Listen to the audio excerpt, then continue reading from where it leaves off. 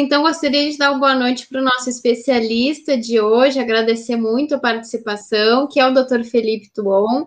Ele é professor de medicina da PUC no Paraná, coordenador do programa de stewardship, né, do Hospital Universitário Evangélico Mackenzie, coordenador também do programa de antimicrobial stewardship do Hospital Universitário Cajuru e coordenador do Laboratório de Infecções Emergentes da PUC Paraná também.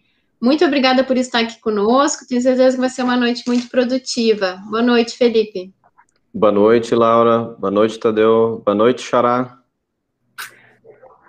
Eu gostei aí do convite, gostei dos adjetivos aí, monstro, né? As considerações, mas assim, tem nem chance de usar os adjetivos ainda.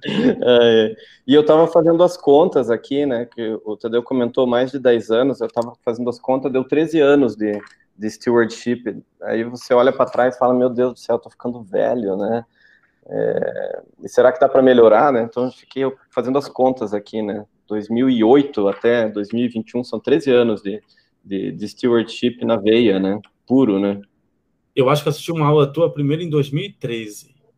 Ah, 2013, é. Já tem 8 anos, já. O negócio já começa a ficar preocupante, assim, né?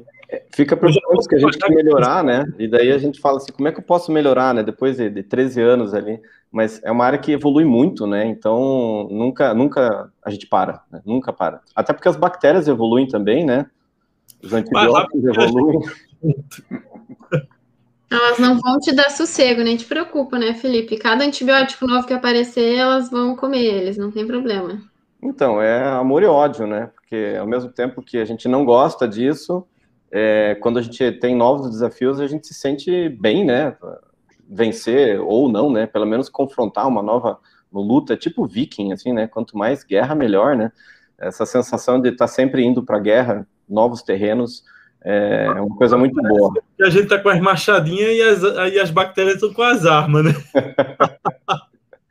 A gente tá viking ainda, né? Contra os franceses e ingleses já tinham arma de fogo, né? E vocês sentem também, antes de entrar aqui no nosso roteiro, que, especialmente agora na pandemia, né? Porque a endemia, né, dos KPCs, ela já tá nos acompanhando há mais tempo. Vocês sentem que agora o infectologista também está sendo mais valorizado, mais procurado, né? Está tendo seu devido espaço agora, diante de todos esses desafios? Eu acredito que o infectologista agora as pessoas sabem que existe, né? Já é um grande passo.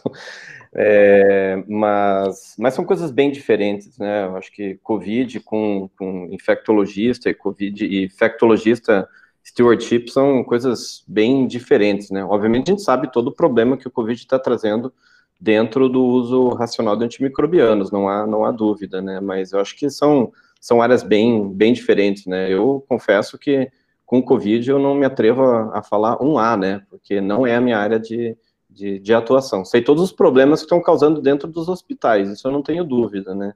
Mas realmente, se alguém fizer alguma pergunta de Covid, eu vou falar, não entendo nada de vírus, viu? Tá tendo que tirar mais antibiótico agora. Ora, tá difícil, né? Tá difícil tirar antibiótico, porque esses pacientes estão internados muito tempo, e eu não preciso nem comentar, né? Quem trabalha em hospital sabe que está tendo aumento de bactérias multiresistentes. Está relacionado ao tempo de ventilação mecânica prolongado, né? Então, lá, cada dia de ventilação mecânica aumenta a chance, é uma proporção direta, não há dúvida que vão ter bactérias multiresistentes, né?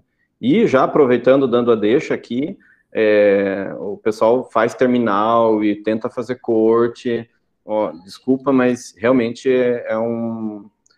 enxugar o gelo, né, porque os pacientes estão lá, vão ficar mais tempo, então se descolonizam uma unidade, vem o paciente, fica mais tempo e traz outra, então realmente quem está trabalhando com controle de infecção hospitalar sabe, né, quem está aqui sabe do que eu estou falando, que é enxugar o gelo, né, enquanto não acabar essa pandemia, né, esse surto que nós estamos tendo de bactérias multiresistentes, principalmente Acinetobacter no nosso país, né, infelizmente, né, país em desenvolvimento aí com BGN é o maior problema, E também a falta de antibióticos, né? Acho que todos estão vivendo essa questão aí de tá faltando, não antibiótico para as bactérias, né? Mas está faltando antibiótico para comprar mesmo. Os hospitais estão com os estoques acabando e os distribuidores estão com falta de antibióticos, principalmente a polimixina, né? Justo a polimixina, né? É o pior antibiótico que existe, né? Mas fazer o quê, né? É o que tem, né? Não sei se Sim. é bom estar faltando polimixina, né? Mas o ruim é porque tem pessoas que precisam, né? E acaba que o grande problema do consumo de polimixina, fatalmente, é a ideia de que você acaba fazendo muito antibiótico empírico sem necessidade, e aí a escadinha chega na polimixina muito rápido, né? Porque uma coisa ruim com o Covid é que, por mais que a gente diga que antibiótico não cobre vírus, é muito comum você ver paciente internado com oxigênio terapia com Covid fazendo antibiótico sem necessidade. E nós não temos, né, como chegar para um médico, numa enfermaria, numa UTI, sem uma tomografia, dizer para ele tirar o antibiótico, né? Até porque quando, no começo da pandemia, a gente recebia o paciente no hospital fazendo o diagnóstico de Covid. Hoje, o paciente fica numa unidade de emergência extra-hospitalar, 2, 3 dias, ele já chega no hospital agora com antibiótico, geralmente de amplo espectro, porque os médicos ainda não sabem tratar pneumonia, né? Eu fico ainda entristecido, né, de utilizarem ceftriaxona para tratar uma pneumonia, e já chega com esse esquema de antimicrobiano, e aí quando vai para a UTI, o paciente piora, né, a radiografia fica pior, a tomografia fica pior, e aí você fica desarmado com relação a dizer para o intensivista, não use, né, antibiótico para esse paciente porque é viral. Eu tenho muita dificuldade. Então, no hospital que eu trabalho, nos dois, quando a gente tem tomografia e eu vejo que não tem consolidação e é só vidro fosco, né, a gente não faz antibiótico, a gente tira o antibiótico do paciente, se precisar a gente bloqueia, conversa com o médico, fala, não tem indicação de antibiótico, vamos esperar porque ele vai precisar do antibiótico, né, ele vai, né, fatalmente ter uma grande chance de complicar, e aí sim ele vai precisar de antibiótico, então vamos segurar e esperar que ele possa utilizar esse outro antibiótico. Só que aí nós entramos correndo atrás do próprio rabo, porque quando ele for fazer infecção, dentro da UTI, provavelmente ele vai adquirir uma bactéria multiresistente, mesmo não usando antibiótico. Então, eu tenho recebido pacientes que na primeira semana de UTI já estão com Acinetobacter com resistência estendida, né, sensibilidade só à polimixina, e o paciente não usou nenhum antibiótico. Então, isso é dramático, né. Felipe, antes da gente ir para as perguntas mais capciosas aí, perguntar para você sobre procalcitonina, de repente, né, vou discutir um pouquinho sobre isso também nesse contexto Covid, acho que é importante, acho que tem sido, né, um desafio para muitas pessoas que trabalham com stewardship agora. Conta então para nós um pouco dessa tua história de 13 anos no stewardship, né, tanto na área de pesquisa quanto na atuação clínica. Fala um pouco para nós aí do teu rotina, do teu dia a dia, né, e também, né, como tu falou, tu tem também as tuas paixões aí dentro das tuas atividades. Conta um pouco para nós, por favor. Bom, como eu comentei, comecei lá em 2008, né, eu fiz clínica médica, infectologia na USP, fiz o doutorado durante a residência mesmo, né, então aí eu voltei para trabalhar em Curitiba, né, eu me formei em medicina aqui em Curitiba, e aí um professor meu, né, pediu para eu voltar para trabalhar com ele, mas logo depois ele acabou saindo da parte de controle de antimicrobianos, e sabe que foi muito interessante, porque nos meus primeiros meses de trabalho, estava tendo aquele surto com micobactérias, acho que todo mundo lembra, né, o surto com as micobactérias relacionadas aos procedimentos videolaparoscópicos, cirurgias plásticas, e eu vi que estava tendo uma demanda muito grande de trabalho para a equipe de enfermagem, entrar em contato com pacientes, fazer busca ativa, e foi nesse momento que, assim, foi o meu primeiro trabalho, assim, que eu sou apaixonado por pesquisa, né, desde o primeiro ano da faculdade eu faço pesquisa científica, laboratório, então, e eu sempre quis, né, tentar fazer as minhas condutas baseadas em publicações, em pesquisa científica, sempre tentar mostrar com qualidade, né, e qualquer conduta que a gente venha a fazer que seja disruptiva, né, dentro da infectologia, a gente sempre tenta fazer com metodologia científica a mais adequada possível, com o melhor nível de evidência. E a primeira coisa que eu fiz foi, calculei o tempo de trabalho, né, que as enfermeiras estavam tendo, que eu estava tendo, e a gente já publicou um trabalho no Infection Control Hospital Epidemiology, mostrando, né, essa questão da dicotomia, né, do controle de antimicrobianos com o controle de infecção hospitalar, que são coisas, na minha opinião, não são bem diferentes, mas elas têm que ser trabalhadas de formas separadas. Então, quem faz, né, a parte de epidemiologia hospitalar é uma equipe, e quem faz antimicrobial stewardship é outra, né? Eu fiz um fellow research no Johns Hopkins, e lá eu já tinha visto essa dicotomia, né? Eram equipes completamente diferentes, trabalhavam no mesmo andar, mas funções extremamente separadas.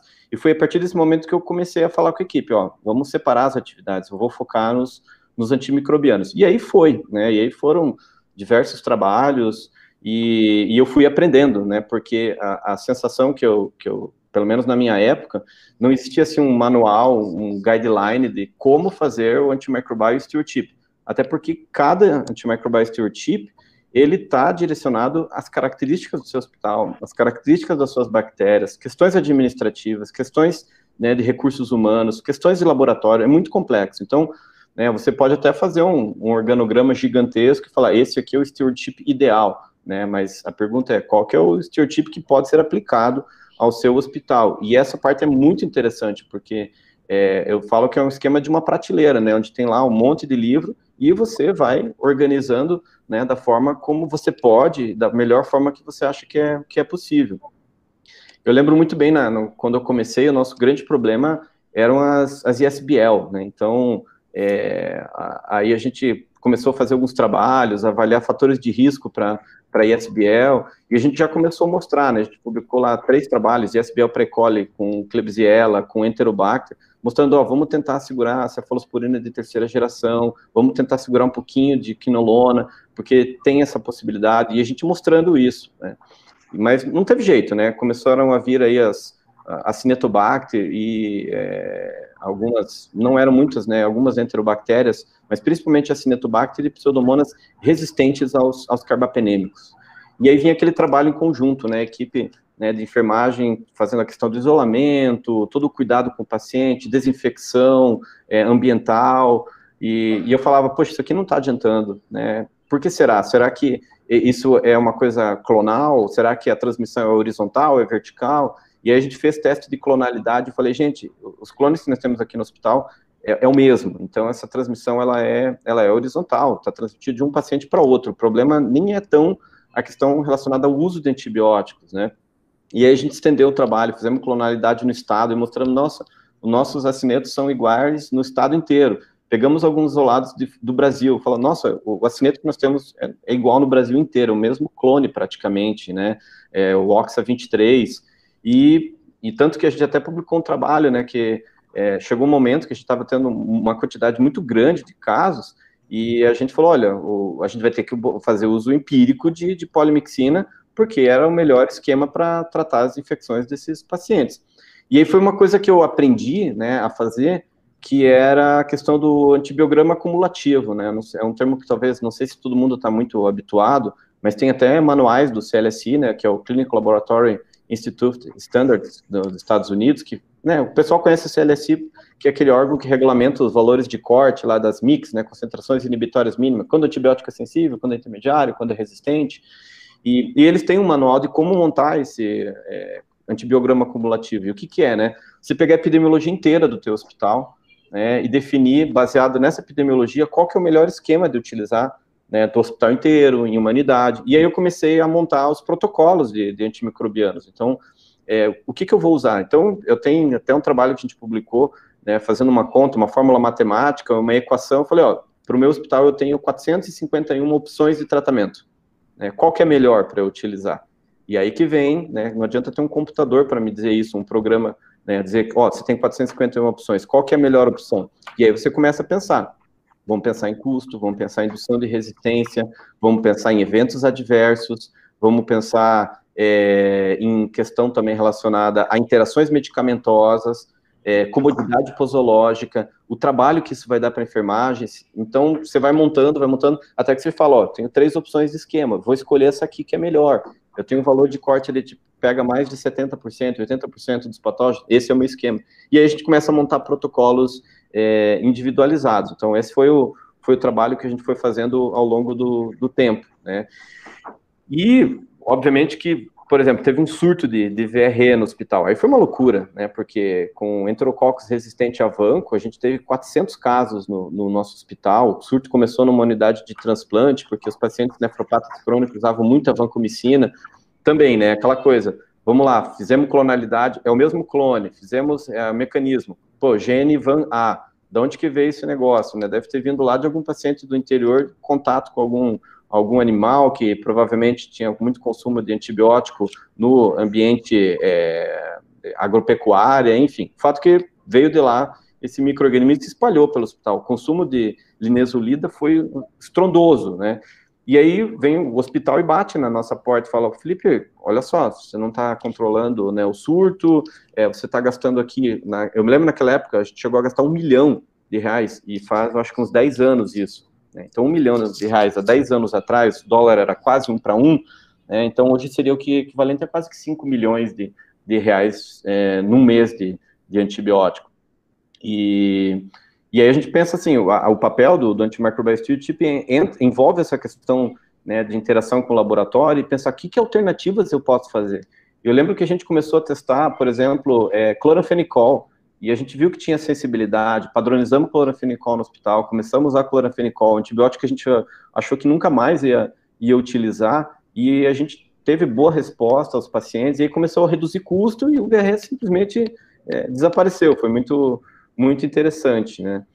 E aí depois vieram os KPCs, né? E aí o stewardship, os teus protocolos começam a mudar, né? A gente também avaliou que, por exemplo, diferente do Acinetobacter e da Pseudomonas aeruginosa, né, o KPC nosso, ele era policlonal, em Curitiba, né? Então, dentro de um dos hospitais que eu trabalhava, já tinham 8 clones. Então, quando veio a primeira KPC em Curitiba, né, a gente identificou, a gente tipou, a gente falou, ferrou, porque as outras eram todas diferentes. Eu falei, esse negócio aqui vai se espalhar de uma forma muito rápida. E foi o que realmente aconteceu, né? A gente pega a epidemiologia de Curitiba, a proporção de enterobactérias resistentes aos carbapenêmicos, né? E naquele momento era a KPC, foi assim de uma forma absurda. E aí, obviamente, consumo de polimixina, de tigeciclina, né? Foi aumentando. De novo, né, batendo na porta, né, polimixina batendo na porta, tigeciclina, antibióticos caros. E por que eu falo muito de custo, né? Porque eu já tinha uma visão de que, se eu mostrar para o meu hospital que o meu trabalho tem valor, né, e o que eu digo em valor? Existem valores mensuráveis e não mensuráveis, e eu tinha que mostrar um valor mensurável. Mensurável não tem melhor valor do que mostrar a conta, né, olha, o meu papel, ele consegue economizar X, ele consegue economizar Y, né?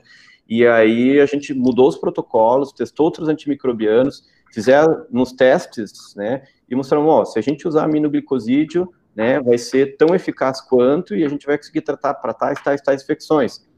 E aí vem um medo, né? É normal das equipes médicas. Meu Deus do céu, vou usar aminoglicosídeo. Detalhe, né? Polimixina é mais nefrotóxica do que a amicacina e gentamicina, mas eles não têm medo de usar uma polimixina, eles usam com gosto. Agora, um aminoglicosídeo fazem cara feia. Eu falei, então tá bom, vamos investir então em nível sérico de aminoglicosídeos. Vamos dosar a gentamicina e vamos mostrar para vocês que eu posso usar um antibiótico que é taxado, né, de nefrotóxico, que ele é seguro.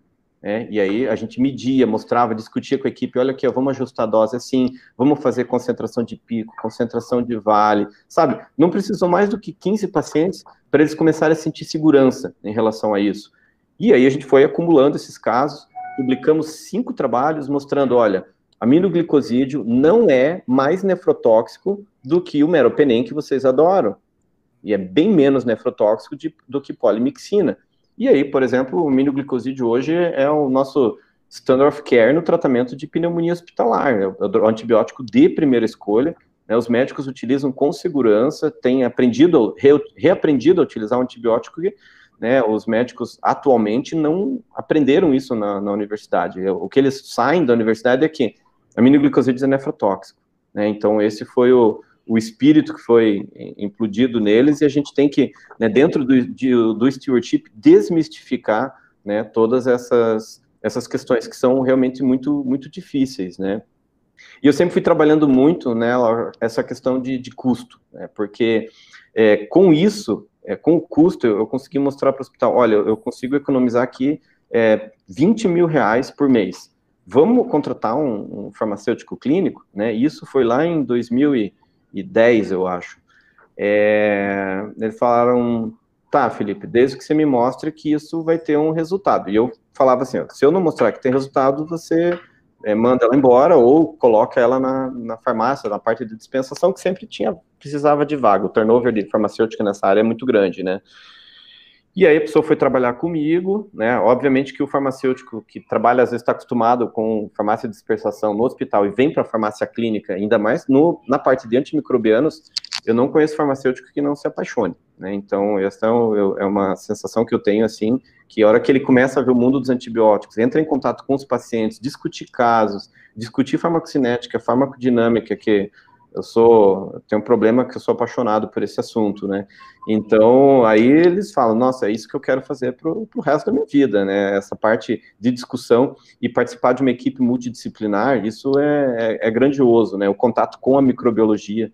Então, isso foi fantástico. E a gente mostrou ainda que o papel do farmacêutico consegue impactar mais ainda, né? Porque a gente divide as tarefas. Tá? Então, hoje, por exemplo, eu falo, eu não consigo trabalhar sem o farmacêutico clínico, porque a gente trabalhando em conjunto, o nosso trabalho, ele consegue ser muito mais ágil.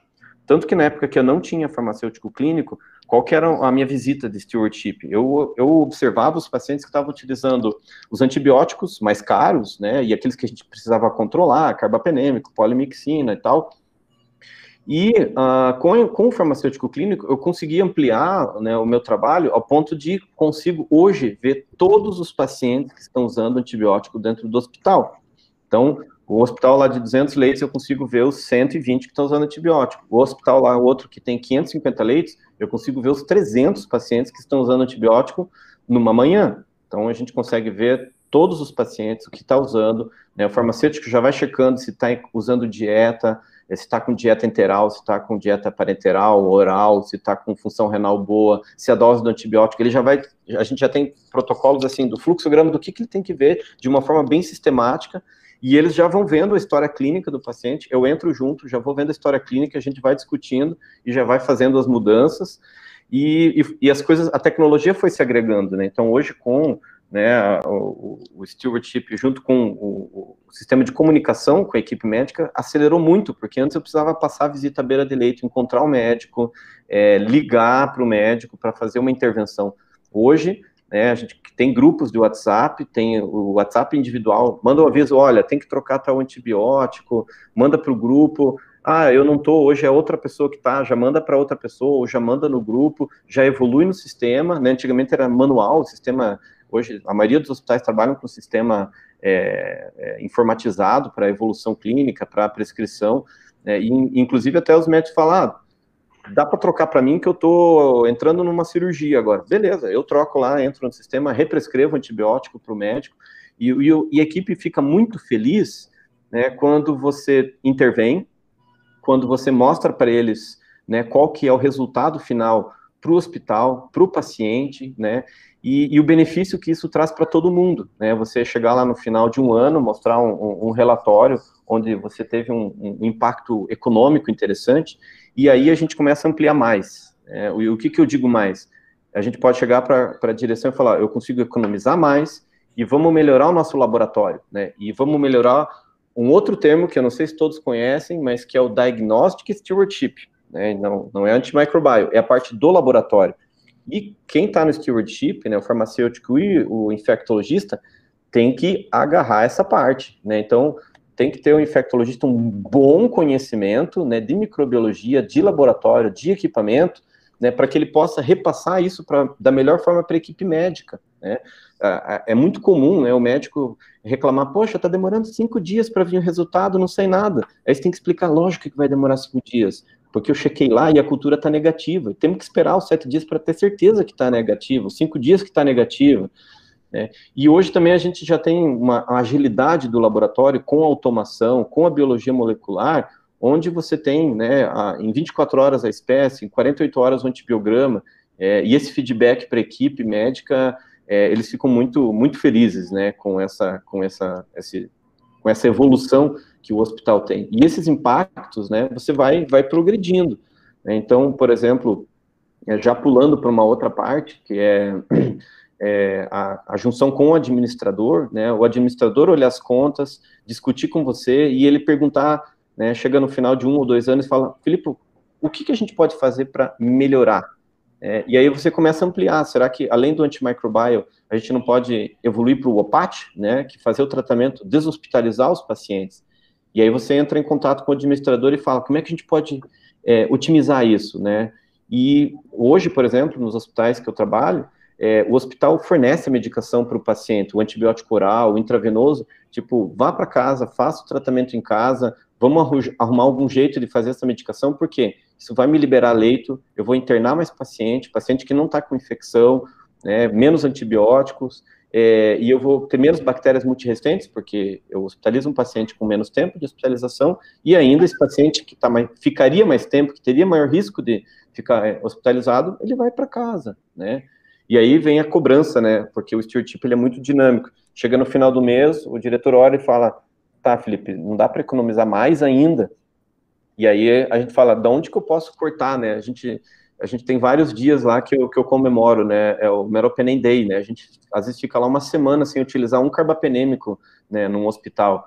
E eu falo, nossa, onde é que a gente pode melhorar? E aí veio a ideia, né, que não é uma ideia original, mas intensificar o antibiótico oral dentro do hospital. Porque o antibiótico oral é muito barato, né, dentro do hospital. O comprimido de cipro é 30 centavos, né, uma ampola, um frasco, né, de ciprofloxacino, ele custa R$10, e R$20, dependendo da marca. E você for comparar, né, 100 a 1000 vezes mais barato.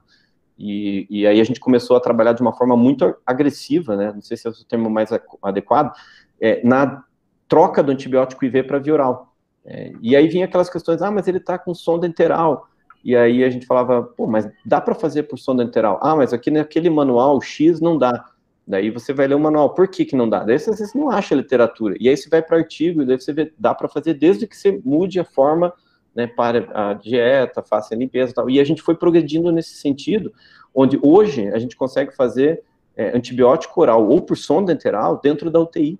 Então, o paciente está com uma pneumonia por Staphylococcus aureus, MRSA, sensível a Bactrim, a gente faz solução oral de Bactrim. A gente aumentou o nosso portfólio de antibióticos orais e solução oral dentro do hospital para contemplar esses pacientes. Então, hoje a gente diminuiu o consumo de vanco, diminuiu o consumo de oxacilina, trocando para formulações orais, como sulfa, como amoxicilina com clavulanato, para tratar uma infecção, né, estafilocócica dentro da UTI. E aí vem aquele grande medo, né, trazendo aquele medo lá que ele tinha do aminoglicosídeo. A gente conseguiu fazer ele perder o medo do aminoglicosídeo, vem o medo do antibiótico oral. E aí a gente tem que, de novo, né, passar a segurança, mostrar a literatura, mostrar a ciência, né, explicar a biodisponibilidade, né, mostrar lá curvas, né, olha, concentração oral chega na MIC, né, veja a concentração IV, chega na MIC, e tem casos, né, que eu mostro para eles, olha, o antibiótico oral, ele é melhor do que o intravenoso. Aí eles falam, não, isso não é possível. Não é possível. Eu falo, é possível. Para que você está tratando? É uma infecção de partes moles, por exemplo? Já ouviu falar em fase beta de distribuição? Aí ele já cai do cavalo, né? Que porcaria de fase beta é essa, né? Aí você mostra num gráfico para ele, olha só, né? Esse antibiótico EV, ele vai cair, ele tem um volume de distribuição grande, ele vai sair da corrente sanguínea. E é nesse momento aqui, mais tardio, é que ele penetra nas partes moles, porque o pulmão e o fígado já comeu o resto do antibiótico. E aqui o oral tem maior concentração. Então, eu digo para você, o antibiótico oral talvez vai ter mais concentração no tecido, né, do que o intravenoso. E aí você mostra alguns trabalhos comprovando esses achados, Aí eles falam, nossa, eu quero trocar logo para oral. Então, pacientes ortopédicos, por exemplo, não tem aquela história de uma artrite séptica ficar 14 dias utilizando antibiótico IV. Faz a dose de ataque IV e no dia seguinte já está com antibiótico oral, deshospitalizado ou não. E aí é legal você montar tudo isso, sempre armazenar as informações clínicas e chegar depois de um tempo e falar, olha o resultado que nós temos aqui, ó, de 5 pacientes, 10, 20, um hospital grande com 100 pacientes, olha só o desfecho, né? Sempre trazendo publicações. Então, o stewardship, ele não para, né? E como o meu xará comentou, e o Felipe, a parte de farmacoeconomia, a gente tem aprimorado cada vez mais, tentar mostrar, né, se o que a gente está fazendo traz benefício para o paciente e traz redução de custos, né? E aí vem novos antibióticos, né? Então, antes de implementar um novo antibiótico, tem que mostrar um estudo de farmacoeconomia. Antes de introduzir um novo método diagnóstico, tem que fazer estudo de farmacoeconomia. Então, procura na literatura, se não tem, né, faz isso. Tanto que a gente montou um grupo na nossa universidade, né, de farmacoeconomia, né? Tem gestor de negócios, tem administrador, né, tem o infectologista, para a gente bolar esses trabalhos para poder mostrar que aquela nossa ideia, ela vale a pena ou não. Se não vale a pena, a gente abandona e fala, ó, não vamos fazer isso, tá? E só para finalizar, eu dou um grande exemplo, e a gente faz dosagem de vanco no hospital, né? E a linezolida, ela baixou muito o preço, sabe? O preço dela chegou a R$60 o frasco. E a vanco, mais a dosagem de vanco, e como a gente usa vanco injetável em infusão, em bomba de infusão, em 24 horas, né, na UTI, eu fiz um modelo farmacoeconômico que mostrou que empatava, fazer linezolida versus vanco com dosagem e tal. Daí eu falei assim, beleza, vamos empatar, então vamos fazer. Né? Chamei a direção, chamei a farmácia, falei, ó, a partir de agora, os pacientes de UTI nós não vamos mais fazer vanco. Nós vamos fazer linezolida quando tiver indicação de fazer vanco. Beleza? Beleza.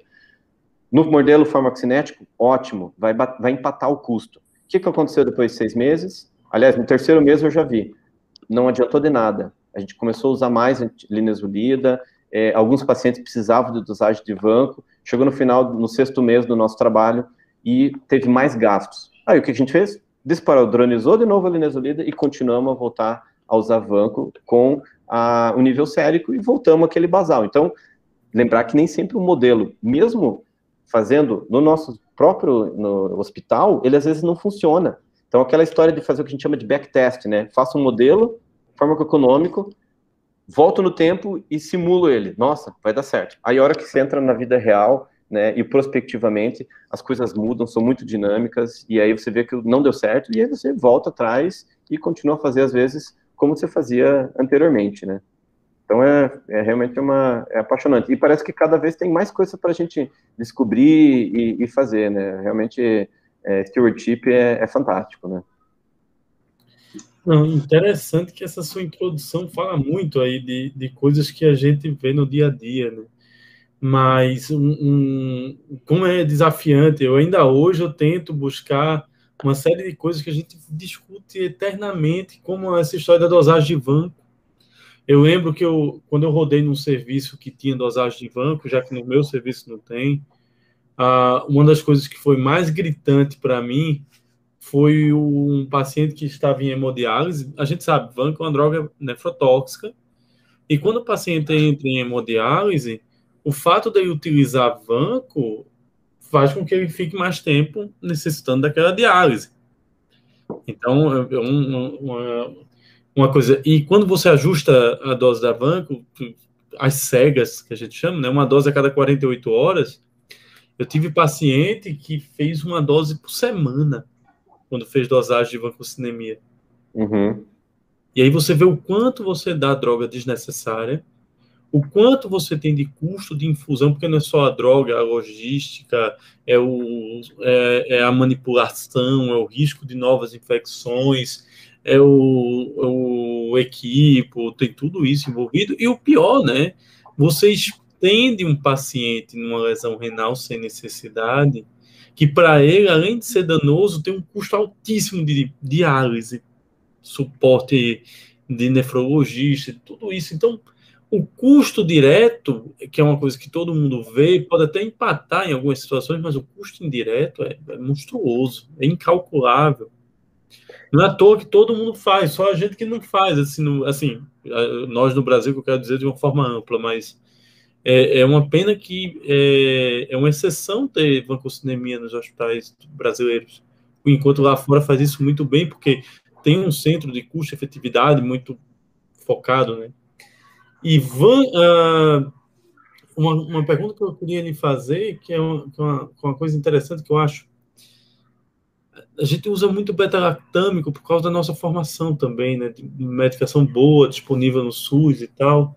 E aí, quando você sai e vai para um serviço de referência, acaba vendo que tem um mar de antibióticos que não são utilizados, mas que tem na sua farmacocinética e farmacodinâmica um impacto muito grande. Eu brinco muito com as tetraciclinas para infecção de peripartimose, né? Drogas baratas, efetivas, com poucos efeitos colaterais, e que para aquele tipo de doença é espetacular, melhor do que muita droga cara.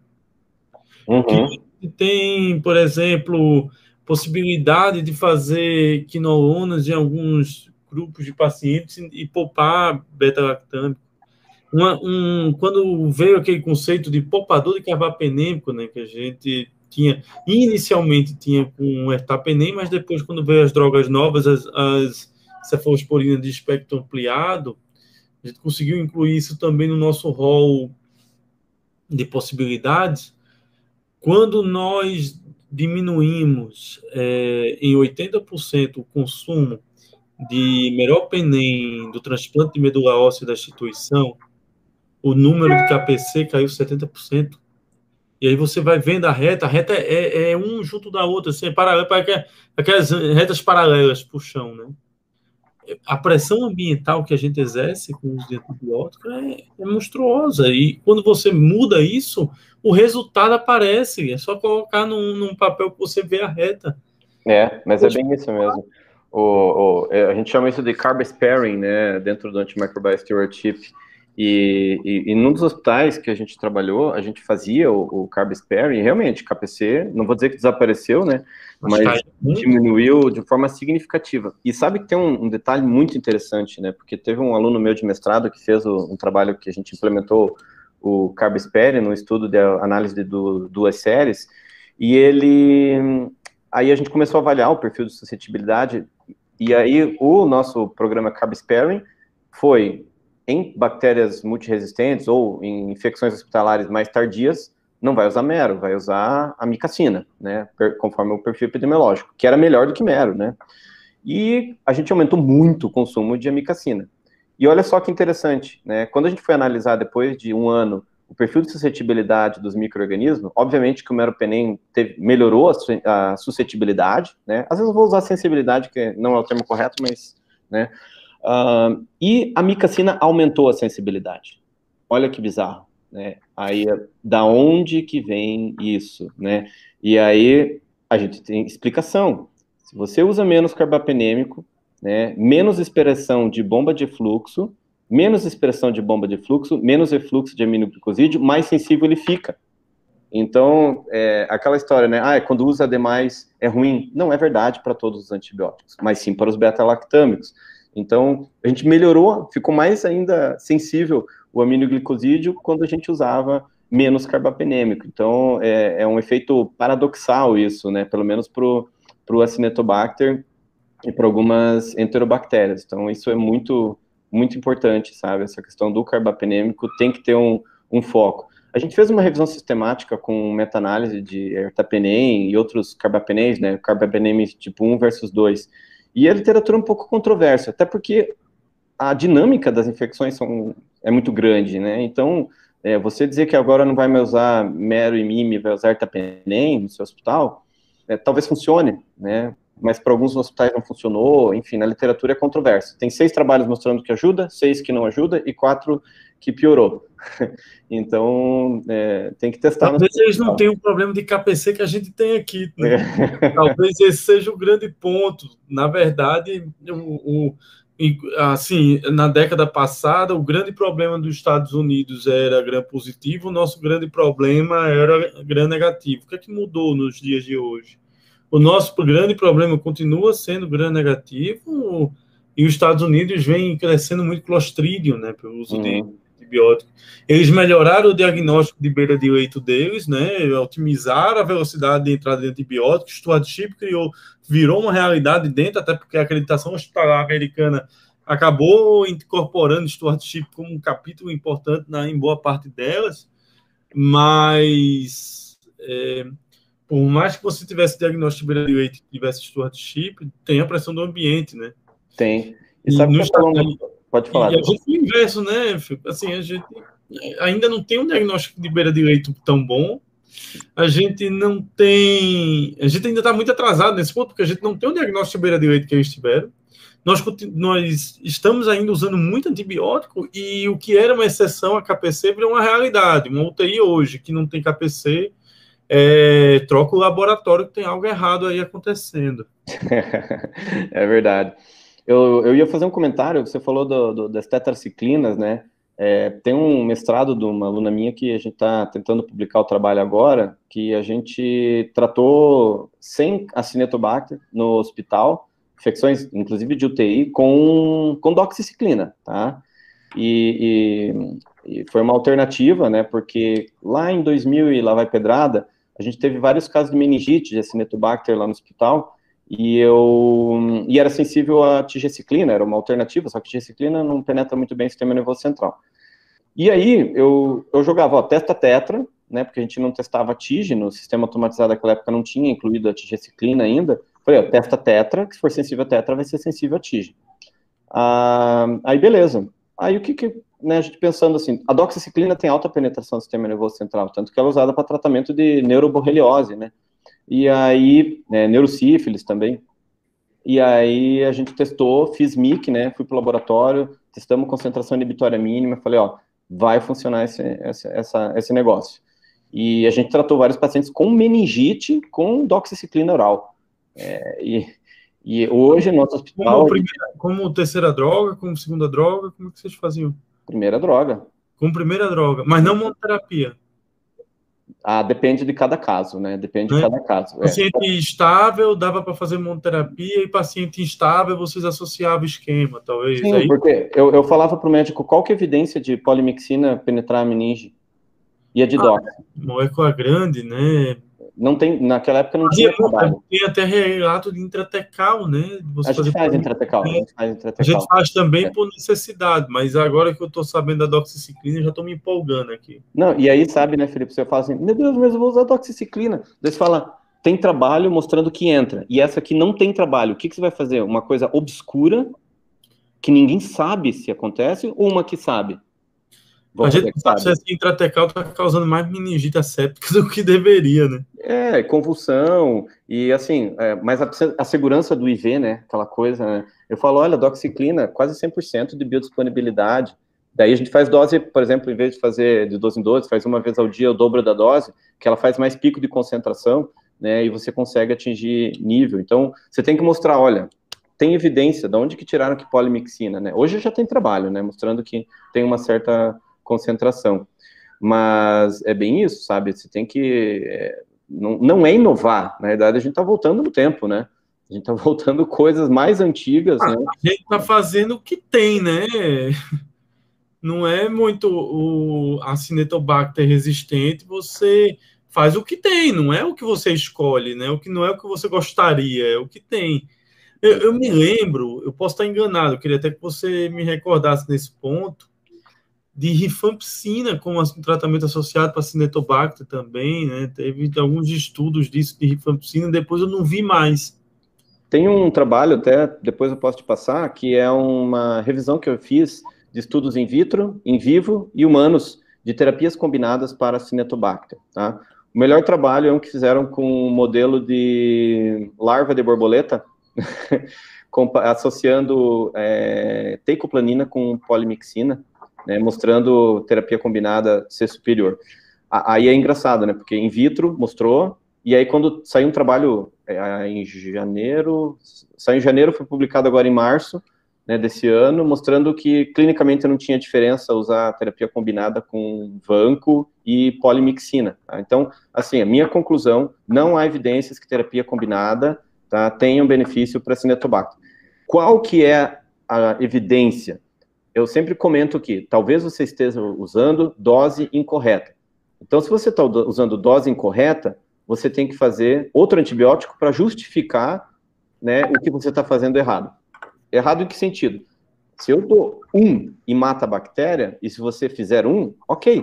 Agora, se você está fazendo meio e precisava de 1 para matar a bactéria, você vai precisar de mais meio para matar a bactéria. Então, quando você fala em terapia combinada, você tem 2 questões que têm que ser levadas em consideração. Uma é, existe efeito sinérgico?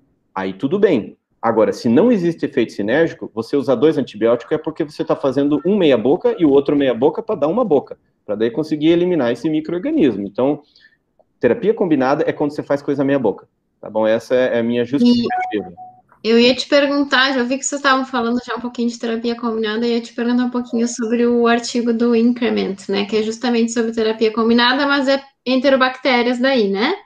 Uhum. Que aí também, né, achei, enfim, muito interessante que o que vocês trazem, na realidade, um score, né, de gravidade para usar terapia combinada e para usar monoterapia. Não sei se tu pode dar uma resumida, que eu acho que é uma coisa que você também sempre tem muita dúvida, ainda mais agora que a gente está lidando com muita infecção por multiresistente, acineto, pseudometalo, né, afinal de contas, quando usar mono, quando usar... O que a gente tem de melhor evidência sobre isso?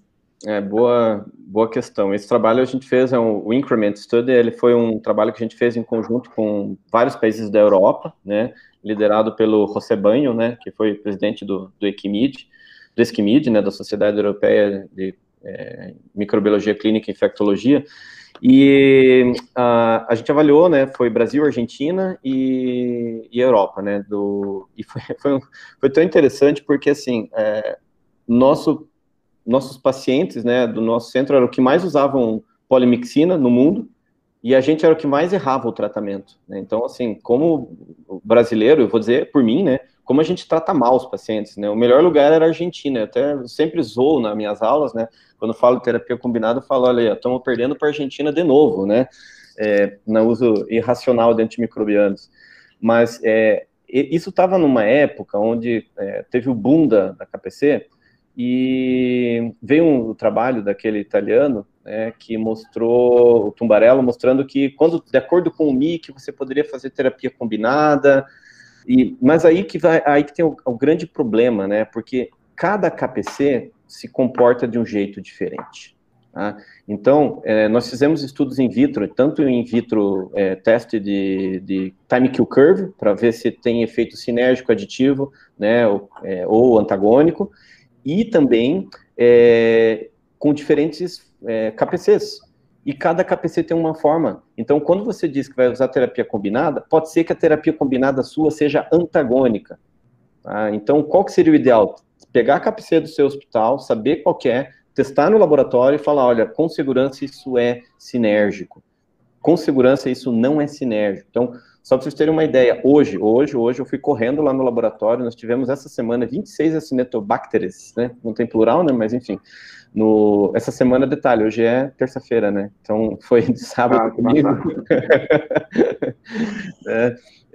E eu peguei as 26, né? A micro ficou louca, porque ela falou, tá tudo em placa ainda. Eu falei, não me interessa, me dá aqui essas placas. Levei agora pro laboratório, hoje à tarde. Aí não deu tempo, né? Mas amanhã eu falei, eu vou fazer uma avaliação de sinergismo, né? Vou fazer o que a gente chama de cross, né? Um checkerboard, e eu vou testar amanhã mesmo, e quarta-feira eu vou dar um retorno. Eu falei, ó, vamos testar algumas combinações, mostrar se existe sinergismo ou não, porque tá um desespero, né, da equipe médica. A equipe médica fala, meu Deus, os pacientes estão morrendo mesmo com polimixina, eu quero usar mero e poli, né, para os meus pacientes.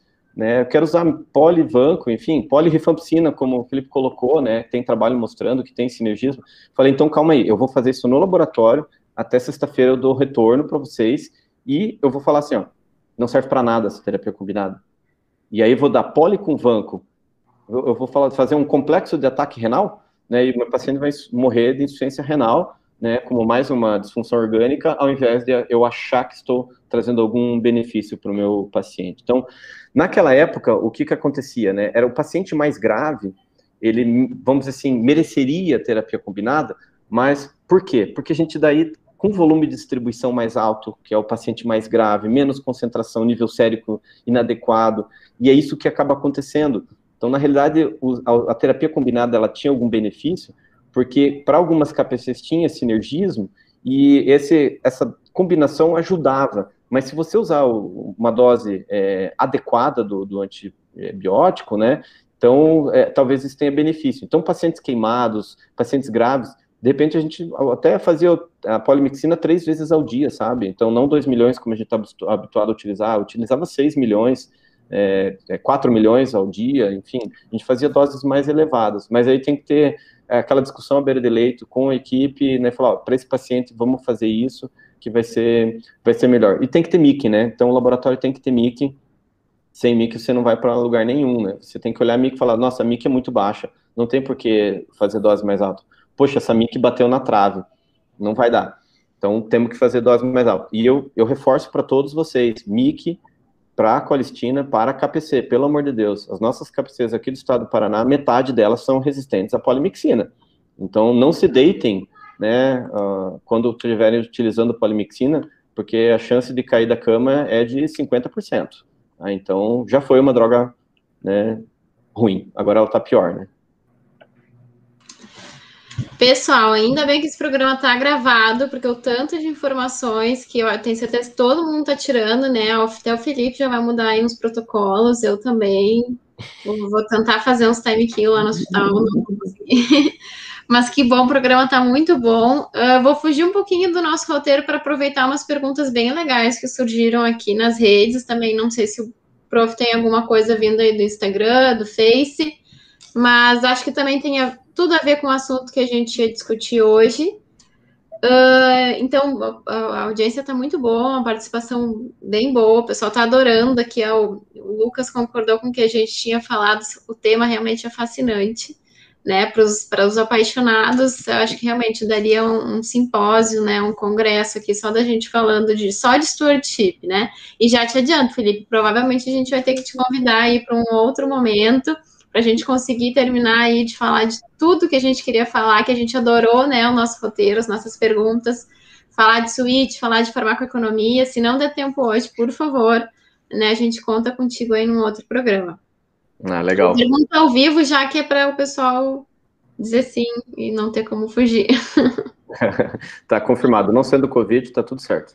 Perfeito, combinadíssimo. Então tá, então começando aqui justamente com uma pergunta aqui do Lucas, que está nos assistindo, e ele, uma pergunta aqui bem interessante sobre realmente montar, né, o stewardship, montar um núcleo de stewardship. Qual é a estrutura necessária, física e de recursos humanos para iniciar um serviço de stewardship?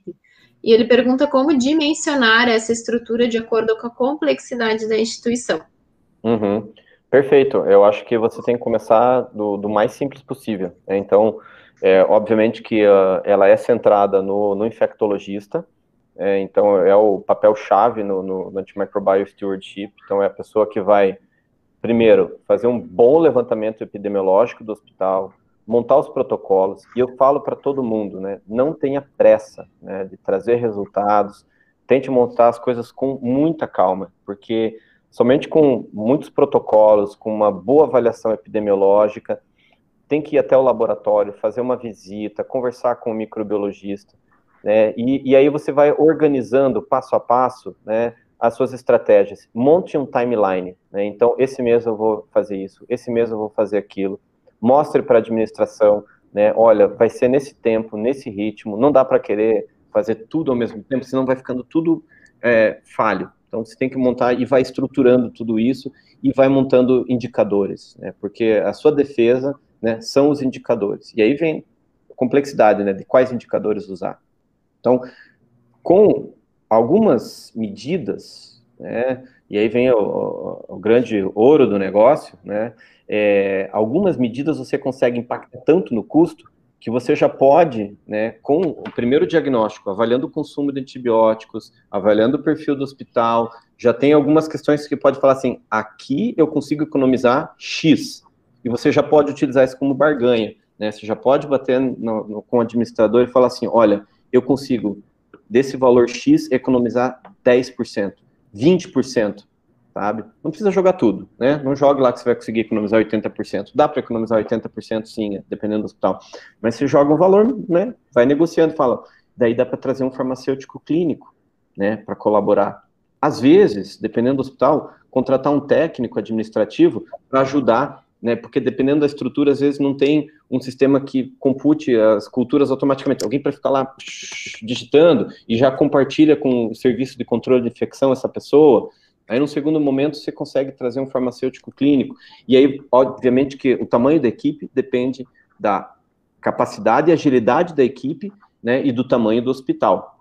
Então, você consegue tocar um hospital de 200 leitos com um farmacêutico clínico, dependendo da forma como você trabalha, e se você tem um bom laboratório que libera prévias bem rápidas, uma equipe bem estruturada e que esteja bem treinada, você consegue tocar um hospital com um infectologista, né, e um farmacêutico clínico, um farmacêutico full-time e um infecto half-time. Você consegue tocar um hospital tranquilamente, né? Agora, se as coisas, como eu falei, são montadas muito às pressas, sem esse timeline bem definido, aí você vai precisar de mais gente, né? Porque daí você vai ter que querer fazer um monte de coisa ao mesmo tempo e vai chegar no final do seu dia, você vai olhar para a sua planilha e vai falar, nossa, eu consegui ver 6 pacientes, eu consegui ver 10 pacientes, e eu teria 150 para ver, teria 100. Então, com esse passo a passo, você começa a ter agilidade, você começa a ficar treinado, e você consegue tocar um bom serviço com o mínimo de pessoas. Por que eu incentivo o mínimo de pessoas? Porque é aquela questão, se você começa a mostrar resultados, você começa a poder melhorar a sua equipe. E você tem que pensar também que não é só em equipe que você trabalha, a sua equipe está lá na assistência, a sua equipe está no laboratório, a sua equipe está nos testes laboratoriais. Então, poxa, você começa a melhorar ao ponto de falar assim, vamos colocar avental descartável nas UTIs, porque eu consigo economizar aqui. Vamos colocar biologia molecular no meu hospital, porque eu consigo economizar aqui, né? Vamos fazer PCR para citomegalovírus, porque eu consigo economizar com ganciclovir, se a minha equipe puder suspender mais precoce. Então, assim, são várias coisas. Então, você tem que montar um caderninho, né? Cada questão dessa, né, fazer uma estrutura ali, eu posso dar para você 40 itens que você tem que ir organizando, para dizer assim, agora chegou o momento, né, de aumentar a equipe, de repente 2 farmacêuticos clínicos, né, num hospital meu de 500, meu não, né, bom se fosse, não, mal se fosse, não queria meu não, mas enfim, no hospital que eu trabalho, né, que tem mais de 500 leitos, nós temos 2 farmacêuticos clínicos e um infectologista. Tá? Então, você vê que quando eu falo do farmacêutico clínico, ele é muito importante, os 2 são full-time, né, e o infectologista half-time. Eu divido com mais um colega, né, o serviço, a gente divide os hospitais, até para revezar, para não ficar aquela amostra viciada, né, porque você vai no dia seguinte ver os mesmos pacientes, no outro dia os mesmos pacientes, esse aqui eu já conheço. É bom que tenha um outro infectologista para ter uma visão diferente da sua, né, e te criticar e você criticá-lo, né, então a gente sempre faz críticas bem construtivas, né, e a gente tem as condutas que tendem a ser alinhadas. Então é bom até a equipe ser variada ao longo do dia para que tenha essa questão, viu? Laura, não, uma pergunta. Eu quero fazer uma pergunta tanto para a Laura como para o Felipe, que eu acho que cabe para os dois a mesma pergunta, né, que trabalham com stewardship. Laura, você é uma farmacêutica do stewardship, não é? O que te levou para essa área, não é? E, Felipe, você, por exemplo, acha que é muito importante a incorporação do farmacêutico, não é? Você vê facilidade em encontrar esses farmacêuticos? Então, fazer essas 2 perguntas aí que eu acho que são importantes. Para a Laura, o que te levou para essa área? E para você, Felipe, se é fácil encontrar farmacêuticos que topem essa parada aí de fazer parceria aí com controle com infectologia para fazer stewardship? Então, vou começar, depois passo a bola para o Felipe. Eu até me sinto um pouco solitária, assim, nessa vida de stewardship. Eu conheço 1 ou 2 farmacêuticas que trabalham com stewardship em controle de infecção, né, basicamente. Mas eu fui seguir o caminho de iniciar pela microbiologia. Eu sempre gostei muito, né, sempre fiz o meu mestrado com resistência bacteriana, as bolsas durante a faculdade, sempre em laboratório de pesquisa, com fungo, com bactéria. E aí, como farmacêutica, né, até nem sabia que farmacêutico podia atuar nessa área de controle de infecção, né, muito menos de stewardship, não era um termo conhecido. E eu fui trabalhar no laboratório, em microbiologia, então foi ali que eu também tive essa base de micro para entender, né, como o Felipe comentou, para entender diagnóstico, para entender por que demora, né, por que a gente não tem, às vezes, o resultado, né, de cultura no momento, né, um momento mais propício para nós, por que demora para uma cultura sair um resultado, às vezes o pessoal fica só esperando, eu vou esperar enquanto não sair o resultado negativo, eu deixo essa vanco aqui, né, só para cobrir essa infecção de corrente sanguínea, e daí, bom, são 5 dias que ele vai ficar lá no parcial negativo, né, então eu comecei pela micro, e foi justamente esse querer mais, né, de entender mais, tá, mas eu tô liberando esse resultado aqui, o que eles vão fazer com isso daqui, né, qual antibiótico que vai ser o mais adequado, qual que o paciente vai responder melhor, então, na realidade, foi mais essa busca para ir além do que eu já estava acostumado, que eu também gostava muito, que era de discutir, né, os congressos de microbiologia, os congressos de controle de infecção, sempre muito interessantes, esse mundo, né, que é muito novo, que é muito dinâmico, né, sempre tem um antibiótico novo, né? A própria metalo, né? Que era uma carbapenemase que pouca gente conhecia uns anos atrás, que agora também tem aparecido mais. Então, é uma coisa muito dinâmica que eu gosto muito. Eu gosto muito de estudar. E aí, acabei caindo aí de paraquedas no controle de infecção. Também aprendi muito sobre, né? Tudo que o controle de infecção nos traz. Mas, especificamente, o que eu gosto mesmo de fazer é realmente avaliar antibióticos, estudar, entender farmacocinética. E lá no início, quando tu estava falando, né, Felipe, como a gente tem que se embasar, como a gente tem que estudar, né, e acho que principalmente também, né, para os farmas, realmente é um mundo muito novo, não tem receita de bolo, então o que serve para um paciente não serve para outro, né, às vezes o pessoal, até as minhas colegas farmas clínicas de outras áreas me perguntam, tá, mas por que parece que tu usa isso, usa poli, e o outro tu prefere colistina. Enfim, não tem muito, não tem um padrão, né? Talvez isso que torne interessante, a gente não é maçante, a gente realmente sempre tem que avaliar, ver todos os fatores de risco, e enfim, é muito, muito interessante. Então foi isso que me levou aí a entrar nesse mundo de stewardship. Não, todos os meus colegas de faculdade, ninguém seguiu essa linha assim de estudar de entrar especificamente nessa área, né? Farmacêuticos clínicos, sim, mas de estudar mais a fundo essa área, acho que 1 ou 2, assim, então, acho que talvez não tenha tantos farmacêuticos especializados nessa área no mercado como poderia, né, eu costumo falar muito também nas aulas, acho que é uma área em expansão, acho que é uma área que está aumentando a necessidade por pessoas especializadas, né, justamente por ser tão complexo e por né, precisar ter uma dedicação, assim, mais full, né, nessa área, nessa avaliação de antibióticos. Então, acho que para quem gosta um pouco, assim, sugiro investir aí nos estudos, porque vale muito a pena. Bom, com relação à pergunta, né, eu acho difícil a gente encontrar um farmacêutico clínico pronto, né, para trabalhar no stewardship. Primeiro que existem diferentes abordagens, mas é difícil encontrar um profissional pronto, vamos pensar assim, um profissional que se forma, vai estudar todo esse assunto, até porque não é uma área que tem uma ampla gama de vagas para trabalhar, né? Então, não é assim, vaga para farmacêutico clínico de antimicrobial stewardship, né? Essa vaga ela não aparece, né? O que a gente geralmente vê, né, hoje o farmacêutico clínico é uma área que ampliou muito, né? Antigamente era farmacêutico ponto final, né, que trabalhava no hospital, e aí começou a aparecer o farmacêutico clínico. E aí dentro desse grupo, né, geralmente ele vem, pelo menos todos os que trabalharam comigo, né, eles vieram, desculpa, entre aspas, cru, assim, no sentido, tinham conhecimento, tinham embasamento, mas aquele feeling, aquela pegada, vamos dizer assim, do stewardship, eles foram aprendendo com o tempo, né, e geralmente, como é um assunto muito apaixonante, né, todos eles, assim, se dedicaram muito, estudaram bastante, né, e a gente trocava muitas ideias, então eu cobrava de um lado, eles me cobravam de outro, e eles foram aprendendo, e hoje, assim, são pessoas, todas elas espetaculares, né? Tanto que hoje a gente já tem até estagiários que vêm para fazer estágio conosco, passam um tempo e gostam do assunto, e a gente tenta encaixar essa pessoa, porque sabe que ela já tem um conhecimento, a gente tenta encaixar ela em algum lugar para colaborar, né? Mas geralmente esse profissional ele não está pronto para assumir um cargo, como eu comentei, né? Porque é um cargo que não existe, né? Essa vaga. É uma coisa que, de repente, alguém que está lá na farmácia, que é farmacêutico clínico, aparece a oportunidade, você vai lá e puxa, né? Geralmente fala assim, quem que é o melhor daqui? Opa, esse aqui. Então você vem trabalhar conosco, né? Boa tarde. Então, temos mais algumas perguntas aqui. Acho que posso ir fazendo aqui as perguntas?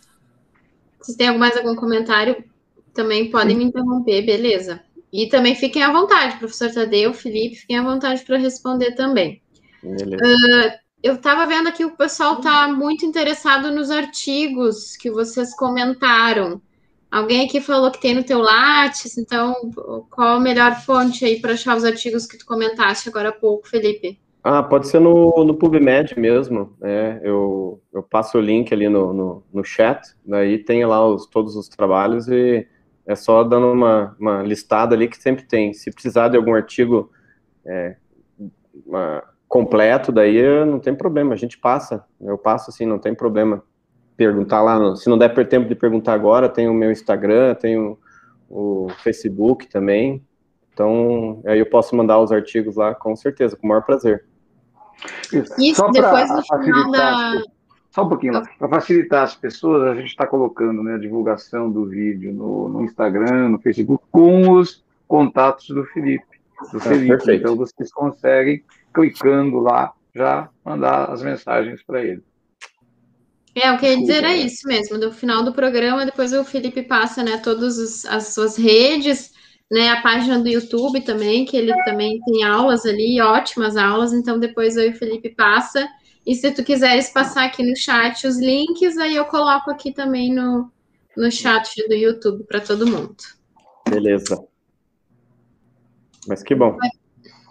Sim, não, o pessoal tá super interessado, gostou muito mesmo o pessoal falando que a aula tá muito rica, tanto que estão atrás aí dos artigos também para poderem levar aí para a prática nas suas instituições. A Maíra, ela disse que tinhas comentado sobre fluxogramas, que o farmacêutico clínico, mas acredito que o infecto também seguiria. Acho que eram aqueles fluxogramas decisórios do perfil de sensibilidade cumulativo, né? Como é que é o nome? Antibiograma cumulativo, né? Isso. Isso é criado, na realidade, com a realidade de vocês, com o perfil de vocês, né? Existem várias formas de você montar o antibiograma cumulativo, para você saber qual que é o perfil epidemiológico, né, e definir estratégia de escolha de antimicrobianos dentro do hospital. Esse documento do CLSI, obviamente que o CLSI ele não é gratuito, né, você tem que pagar, mas, de repente, a gente pode mandar aí, né, off-label, tá? Ninguém vai saber, só quem está aqui nos assistindo. A gente manda como PDF oculto, com senha, e daí lá tem as recomendações, assim, bem como montar quais bactérias, porque não é todas as bactérias que você pega, né, são só algumas, pelo menos para você fazer uma triagem, vamos dizer assim, né, porque dá muito trabalho fazer, né. A gente até está montando agora, tem um aluno meu de doutorado que ele está fazendo um sistema de inteligência artificial, né? Então, à medida que a pessoa solta o antibiograma, né, o programa ele já monta o banco e já diz qual que é o melhor esquema, sabe? Então, a ideia no futuro é eu ser demitido, né? Então, o sistema lá, o computador, já vai definir, né, por inteligência artificial. A vantagem é que alguém precisa falar para ele se ele está certo ou errado, né? Então, a princípio, até lá eu vou ter emprego. Tem que ter a contra-checagem, né? Não, e tem que ter também quem insira os dados, né? Principalmente os dados diferentes, senão o computador vai ficar sempre errando igual. Não, ele aprende, né? Então, ele pega o antibiograma e interpreta, né? Então, a gente ensina o antibiograma a interpretar, o sistema a interpretar, e ele começa a acertar, sabe? Ele começa a acertar, e ele começa, né, empatar conosco, né? Com o infectologista, com o farmacêutico. A ideia é que ele me supere, eu espero que ele me supere o quanto antes, né? Vai dar menos trabalho para mim, né? Mas ainda está um pouquinho distante isso, mas a ideia é nesse ano a gente ter já um resultado prévio, pelo menos um backtest, né? Voltar no tempo e ver se ele acerta. E a ideia é igual o Deep Blue, né? Aquele programa de computador que jogava xadrez, né? No começo ele perdia, né, pro ser humano, mas agora ele já ganha, né, no xadrez do homem, né? Então a ideia é essa, né? É o computador acertar mais o antibiótico. Mas aí sempre na hora que ele escolher, eu vou falar, olha, mas veja bem, esse paciente está assim, assim, assado, porque o computador não está vendo o paciente. E aí ainda vou ter meu trabalho garantido. Brincadeira da parte, viu? Perfeito. O Lucas também tinha perguntado sobre, então, as atividades do farmacêutico clínico no Stewardship, mas acho que, né, com a pergunta do professor a gente também acabou falando, e o Felipe também, ao longo do programa, citou várias vezes a importância aí dessa parceria. Tinha uma pergunta que era sobre, da Liliana, tá? Ela disse que gostaria de saber de quanto em quanto tempo fazer a vancocinemia após atingir o nível sérico adequado, se saberia dizer os custos desse exame e vou além. Qual é o melhor método da gente medir a vanco? É por vanco sérica ou por área sobre a curva, segundo aquele guideline mais recente? Então, vamos lá. Depende como você faz a vanco, primeira coisa, tá? Então, paciente grave eu faço em bomba de infusão. Por quê? Com a bomba de infusão, dose de ataque e liga a bomba, você consegue o steady state em 24 horas, tá? Então, o trabalho nosso, não sei se foi aceito, acho que foi aceito agora. Tem ali, quem quiser a lista, tem lá um trabalho, a gente comparou o intermitente com a bomba, e o intermitente leva 48 horas para alcançar o steady state. Steady state é o ponto de equilíbrio. A partir do momento que você infunde, distribui para os tecidos, né, chega um momento que é aqui que você deve dosar. Então, quando você faz a infusão em bomba, qual que é a grande vantagem, né? Faz o ataque, liga a bomba, 24 horas depois você já pode dosar. E aí não tem horário para você dosar, porque está correndo infusão contínua. Então, a facilidade para o laboratório, qual que é a rotina? É às 6 horas da manhã, deu 24 horas às 4, beleza, quase 6, não tem estresse, não tem aquela coisa de precisamos colher, né, 1 hora antes da 5ª dose, quando você faz intermitente. Aí tem uma logística que dá trabalho, sabe? Então, na UTI a gente põe tudo em bomba e fica muito mais prático a coleta. E então 24 horas, e a gente usa a área, tá, Laura? A gente usa a área porque com bomba é muito mais fácil, né? Se você já alcançou o teu steady state, até que me prove o contrário, a área é a concentração, né, até embaixo. Como é uma reta, né, tá em fusão contínua, então você pode estimar a área simplesmente por uma dosagem, diferente quando você tem intermitente, né, você tem que estimar baseando-se na sua concentração de vale ou de pico, né, então aí que fica a grande questão. Então dá para você calcular a área. Na prática, depende da infecção que eu quero tratar, a gente faz,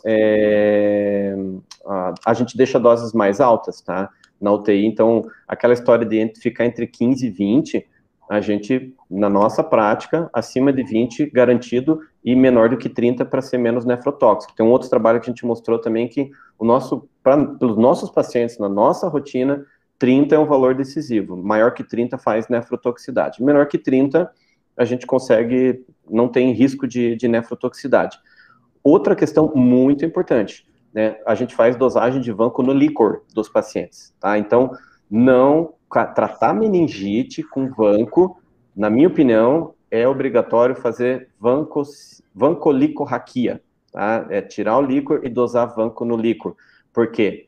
Só para vocês terem uma ideia, no nosso protocolo, meningite, vanco é 4 gramas ao dia. Então, faz 2 gramas de ataque e põe 4 gramas na bomba para correr em 24 horas. Não é 30 miligramas quilo dia, é 60 miligramas quilo dia.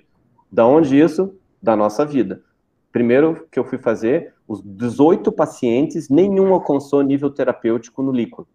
Tá? Depois que a gente otimizou a dose, todos alcançam nível terapêutico no líquido. Então, assim, tem que ter muito cuidado. Então, isso vale para a vida real, tá?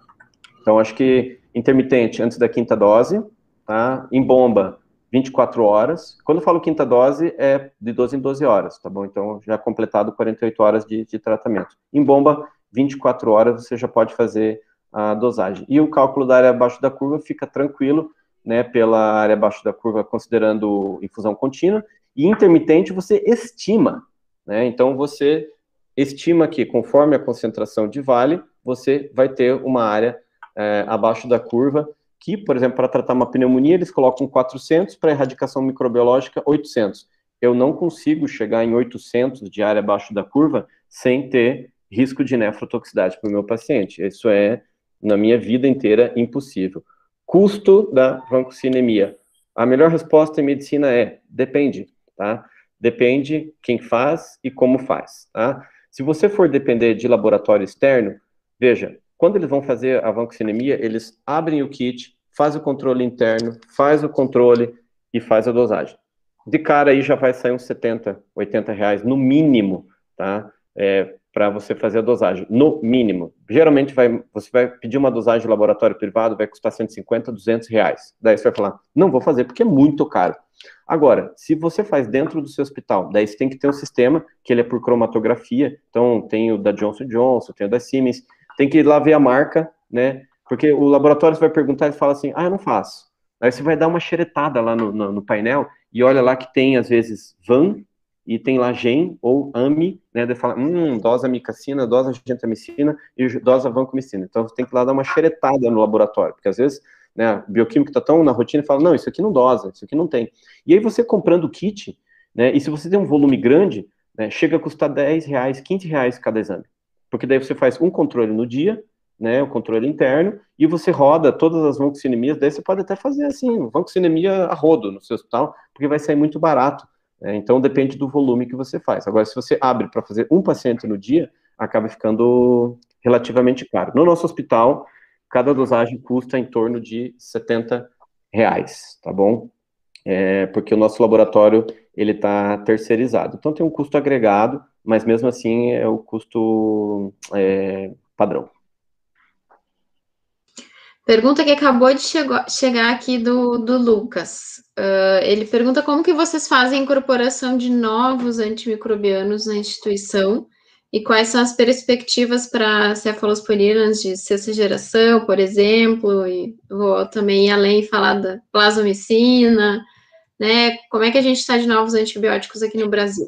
E como é que vocês usam, né? Como que vocês escolhem? Bom, essa é uma boa questão. Aí nós vamos entrar num grande dilema, né? Eu estava esperando não entrar nesse dilema, mas sistema complementar de saúde versus o sistema único de saúde. Então, aí é um grande problema, porque, veja, eu trabalho em hospital do SUS, né? Então eu sou 100% SUS. Então, trabalhar com esse direcionamento, quanto menos eu gastar, melhor o meu impacto.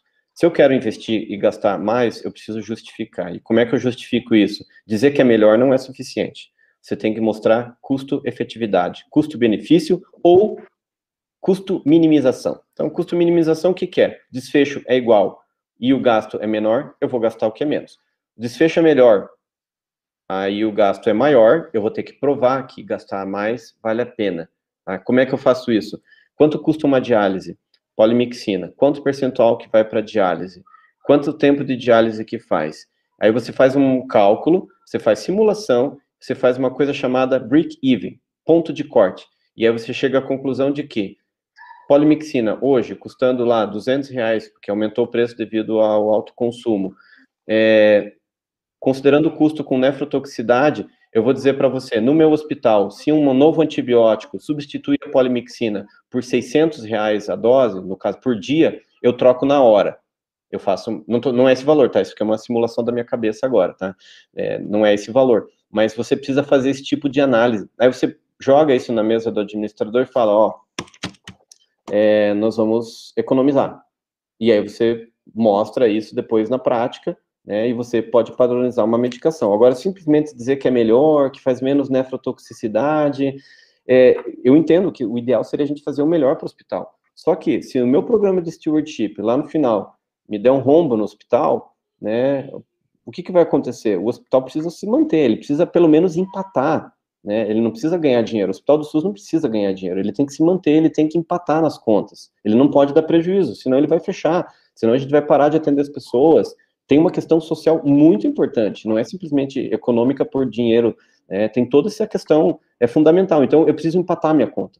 Então, se o hospital está em, não superávit, né, mas ele está ok, aí é uma conversa franca que tem que ter com a direção, não, podemos investir, isso aí é pouco para a gente, é um hospital grande, terciário, que faz neurointervenção, cirurgia cardíaca, transplante, a implementação, às vezes, de um antibiótico, né, de alto custo, para poucos pacientes, e aí você mostra, né, se você quer implementar isso, em quais pacientes. Então, você deixa bem claro, deixa um uso restrito, só vai liberar com a sua autorização para esse tipo de paciente, né? Então, poxa, estou usando lá, quero usar uma nova cefalosporina, ceftazidime avibactam para KPC, e eu quero como alternativa a polimixina. Poxa, então pacientes com insuficiência renal, incipiente, eu vou escolher lá, pacientes com creatinina acima de 1,5, eu vou... Em quantos pacientes que são esses? Pega os teus retros de pólio, eram lá 15%, você mostra que em 15% você vai usar, faz um cálculo e mostra, né? Põe no Excel ali, você consegue mostrar isso rapidinho, e como vencê-lo ao padronizar essa medicação com o uso racional da mesma. Agora, no sistema complementar, aí outra conversa é muito diferente, né? Já até vi a cara do Tadeu ali. É bem diferente, porque daí é quanto que tem de retorno. Desculpa, né? Mas é uma verdade, né? Então, o retorno é X, o retorno é Y, X é maior que Y, nós vamos para X, né? Aí, se a questão do convênio liberar, glosar, então daí é outra questão. Mas no sistema complementar você tem essa maior flexibilidade. Por outro lado, quero ver você fazer restrição de antibióticos no sistema complementar. Então, são dois pesos, são duas moedas, né? Uma, você tem a possibilidade de utilizar mais recursos, por outro lado, você perde aquela questão do controle sobre tempo de antibiótico, né? Então, pneumonia no hospital é 5 dias, não é 7. Eu sempre brinco, 7 é quando eu trabalhava uma vez por semana, viu? O paciente indicava, na outra semana eu ia lá e falava, pode tirar ou mantém. E se mantém, deixa 14, porque na outra semana eu passo visita. Não, a visita é todo dia, então 4, 5 dias a gente tira. Né? O que a gente falou? Saiu o artigo mês passado, pneumonia, você trata com 3 dias. E vocês sabem, todos vocês sabem, que o futuro vai ser 1 dia de antibiótico, vai ser dose única e controlar as disfunções orgânicas. Quem disse que é 3, que é 7, quem disse que precisa fazer erradicação microbiológica, né? A gente acha que precisa. A gente está fazendo estudo agora com um anticorpo monoclonal, que vai ser o futuro. A gente vai modular a resposta imunológica, não vai mais ser antibiótico. Eu espero que logo o antibiótico caia fora desse esquema. E se preparem, hein, que daqui uns 10 anos a gente vai tratar de volta a penicilina cristalina para todas as infecções, tá? Nós vamos fazer terapia CRISPR, tá? Nós vamos injetar vírus bacterial, isso aqui não é coisa de vidente, não, tá? Isso aqui é Profeta, Felipe. Profeta.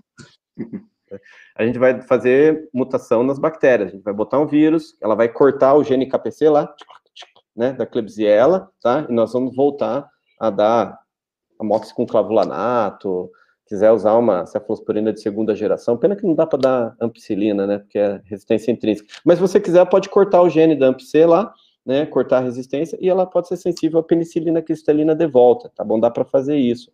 E aí, a gente vai poder mudar, os pacientes vão entrar no hospital, não vai deixar ter bactéria multiresistente. Esse vai ser o futuro, tá? Não sei quando, mas vai existir, vai chegar em breve, né? Interessante, temos que fazer um programa só sobre esse futuro aí, né? A gente teve um com o Felipe, né? Sobre a era pós-antibiótica aí. Precisamos entrar mais nesse assunto, né? Não vai ser apocalipse não, né, Felipe? Não, e assim, a gente está vendo as alternativas que vai ter, além dos antibióticos, né? Como é que a gente vai ser se vai ser por polipeptídeo, polímero, imunoglobulina, imunobiológico e outras classes que vierem a surgir, bactéria contra bactéria, né? Fazer uma bactéria com nanotecnologia para impedir o crescimento da bactéria patogênica, né? Então, você conseguir também fazer terapia gênica de ter uma bactéria que não ataca seu corpo, mas ataca as concorrentes, né? Eu acho que vai ter muitas dessas coisas no futuro, mas que a gente, por enquanto, até não chegar nesse momento, vai ter que ir cuidando dos antibióticos que tem, né? Porque a gente já está usando antibiótico da década de 40 e de 50 no desespero e perdendo feio. E como é importante, até dentro da própria infectologia, a gente, muita dessa coisa de stewardship, a gente vê pouco na residência, né? E é uma pena, porque eu vou ser muito sincero com você, quando eu fiz infecto, entrei na esperança de que ia aprender antibiótico, eu saí mais desesperado do que entrei, né? Porque, como a gente tem uma formação muito forte no SUS, a gente sabe que não tem muita disponibilidade. Na época que eu fiz residência, tinha pouquíssima disponibilidade de uma série de medicações que depois eu cheguei no privado e tive que conviver com medicações que eu não fui treinado com elas. Que eu tive que ler para compreender, mas não fui treinado com elas, né? E isso é ruim, porque hoje em dia eu tenho Daptil e Nesulida no SUS, mas na época eu não tinha, e cheguei no privado e tinha que conviver com elas. Uhum. Sabe, das limitações da Daptil, sabe, das limitações da Linezolida. E isso a gente está falando para uma bactéria, mas quando você vai expandir isso para gram-negativa, é um universo bem mais amplo. Antifúngico nem se fala. Uhum. E a gente briga tanto de custo-efetividade, a gente briga tanto de saber de farmacocinética, farmacodinâmica, mas se você não tiver um laboratório bom, você está trabalhando no escuro e é difícil, o que já é difícil se torna impossível. Porque você com um laboratório ruim na mão, você está completamente no escuro, sem ter o que realmente está vivenciando. O teu protocolo para os teus germes. Se você pega os protocolos, ele sempre diz, veja a realidade do seu hospital, mas se você não conhece a realidade do seu hospital, você não tem como tratar ela. Você tem que entender. Tem que usar o Stanford mesmo. Alguma coisa do tipo aqui, né? Você sabe que quando a gente trocou o método para o semi-automatizado, na década dos 10 ainda, né? Quando saiu o método automatizado, a gente começou a ver muito bicho que não conhecia, mas sabia que ele existia, né? As pseudomonas mesmo viraram várias, né? Pseudomonas virou tudo, estenotrofomonas, burkholderia, xingomonas, Elizabeth King, né? Bem, um mar. E aí, quando chega agora o mal de Toff, a gente vê que esse mar era um lago. Nossa, daí você começa, Brevundimonas, né? Daí começa. Não, eu brinco que assim, eu faço a pós-graduação lá na Unifesp com o Dr. Arnaldo Colombo, né? Uhum. E quando eu cheguei lá, a primeira aula que a gente tem lá com ele é esporos patogênicos. Você chega na aula de Cândida, que ele dá uma aula com 45 cândidas, onde cada uma tem uma particularidade de um germe, flucitosina pega essa, equinocandina não pega essa, lusitânia não pega anfotericina. Aí você olha, meu amigo, peraí, eu estava na época do Candida albicans e não albicans. O que é que eu estou fazendo aqui, né? É exatamente isso. Aí você vai para bactéria, não é muito diferente, né? Felipe, você era feliz, albicans e não albicans. No meu tempo era Candida SP, meu amigo. Assim, hoje é assustador o tamanho, quando você vai para o MALDI, né? Quando você vai para o MALDI, é maior ainda do que já era. Então a angústia só vai aumentando. Parece que quando a gente vai parando de estudar, vai aparecendo mais. A taxonomia não tem limite, né? A taxonomia hoje não tem limite. É feliz o que dá de problema, né? Porque daí as hemoculturas começam a aparecer umas coisas que nunca apareceram na vida em uma hemocultura isolada, e aí o que acontece? Eles tratam. Né? O MALDI é a nossa nova caixa de Pandora. É maravilhoso, né? Realmente agregou horrores em tempo, né, de identificação. Eu me lembro quando a gente teve o primeiro surto de Serrácea em 2006, 2007, uma coisa assim. E aí, quando teve o surto de Serrácea, os protocolos da época era quinolona com aminoglicosídeo como primeira terapia, né? E a gente teve um surto grande de Elizabeth King também na mesma época. E Elizabeth King é só quinolona, só, né? Ela só tinha quinolona. E a gente ficava, meu Deus, antes do método automatizado, era tudo pseudomonas, a gente não tinha a menor ideia. Já devia ser aquela Elizabeth King, já devia ser aquela Serraço. Não era o primeiro surto de Serraço, não era o primeiro surto de Elizabeth. É verdade. Aquilo já estava lá. A gente só fez identificar. Né? Mas ele já existia. Quantos bichos existem hoje, a gente não sabe. Que aí, quando a gente abrir a caixa de Pandora do acineto Oxa 23, vai descobrir que não é o acineto Oxa 23. É o complexo Oxa 23, que contém X bactérias. O acineto tal, o pironobateto. Tudo isso vai mudar. Porque o molde está aí, mas daqui a pouco vai aparecer algo melhor. Chega depois, hoje, é muito caro você ter T2MR por causa do custo, mas será que um dia isso não vai baratear e você vai ter um resultado em 4 horas? Esses métodos de código genético de beira de leito, cara, isso é espetacular. Isso aí vai avançando também. Mas a gente não sabe o limite disso, porque bactéria não para de evoluir. Não para de evoluir mais rápido do que a gente.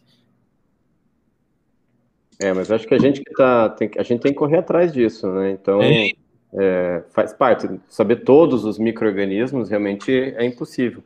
Mas eu acho que o nosso papel é exatamente esse, né? Apareceu um bicho estranho, geralmente o micro fala, cresceu um leuconostoque aqui, considera ou não considera?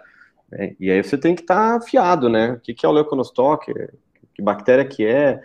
E hoje em dia a literatura é muito ampla, né? Então hoje a gente tem acesso, abre o artigo, lê, entende o que é essa bactéria, né? E aí você vai agregando conhecimento, né? Chega uma hora que, né? Então, eu que estou sempre no laboratório, pesquisa, a gente está sempre vendo coisa diferente, né? Então, mas assim, quem está às vezes na rotina e começa a se deparar com essas coisas, tem que parar e falar, agora eu vou destruir 10 minutos aí do meu dia para estudar esse negócio, para eu não indicar coisa errada. E aí vem que não tem muito padronização do antibiograma para essas bactérias. E aí o que eu faço?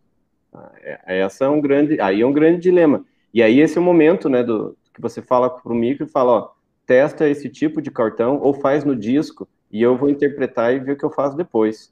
Vou usar um tratamento empírico e conforme vier ali o resultado, seja no Kirby-Bauer, né, disco de fusão, ou num cartão que eu vou usar, de CGP, BGN, enfim, qual que vai ser a minha estratégia para depois que vier o perfil de sensibilidade. Ou às vezes até fala, não faça perfil de sensibilidade, vamos tratar empírico, ou saber que aquilo ali é um agente não patogênico. Então, realmente, tem se tornado mais desafiador. A gente via muito o quê? BGN, né, não fermentador, sem saber a espécie. Essa é a nossa realidade, há uns 10 anos atrás. E daqui a 10 anos a gente vai ficar rindo do que a gente está fazendo, né? Porque vai dizer que olha aí que esse germe que a gente chamava disso não era isso, né? E quando eu vejo as classificações, você citou nomes assim que é muito comum de quem lê sobre germe multiresistente ao tumbarelo. Você vai ter também a Bush, você citou também lá que foi do Esquimide, como é o nome dele? Acebanho. O Acebanho também, que tem muito trabalho, tem um banco de dados monstruoso lá e mostra, tem aquelas classificações deles todos, né, que a gente vai se acostumando com elas. Mas, assim, eu vou te fazer uma pergunta um pouquinho cruel agora e cheio de veneno, mas fique à vontade. O BRCast. Que pergunta legal. Eu adoro essa aí. Pronto, eu pensei que, né, eu sei que é um assunto um pouco espinhoso, né? Uhum. Polêmica está lançada. Não, eu sou sincero em lhe dizer que eu não tenho assim, eu entendo os pontos de vista, mas a gente sabe que gerou vou dizer um conflito, mas gerou muita discussão, né? E muitas vezes eu escuto muitos dois lados, mas eu prefiro ouvir uma opinião de alguém que entende mais dessa vibe aí. Então, na realidade, eu brinco, né? Não é uma briga política, tá? Não é uma polarização, só para deixar bem claro. Na realidade, né, o que são esses valores de corte, né? Eles são baseados no determinados tipos de infecção, tá?